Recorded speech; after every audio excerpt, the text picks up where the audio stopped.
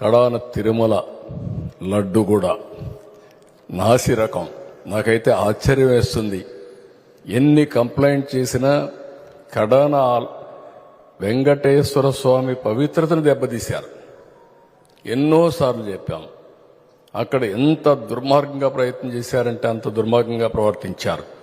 కడాన అన్న దానంలో quality of food లేకుండా చేశారు. దేవుని దగ్గర పెట్టే ప్రసాదం అపవిత్రం చేసే విధంగా ఓసారి బాధేస్తుంది. నాసి రకమైన ఇంగ్రీడియంట్సే కాకుండా ఎనిమల్ ఫ్యాట్ కూడా వాడారని, ఏది గీకు బదులు. ఈరోజు స్వచ్ఛమైన గీ తెమన్నాం, ప్రక్షాళన చేయమన్నాం. నాణ్యత పెరిగింది, ఇంకా కూడా నాణ్యత పెంచుతాం. అల్టిమేట్గా వెంకటేశ్వర స్వామి మన రాష్ట్రంలో ఉండడం మన అందరి అదృష్టం.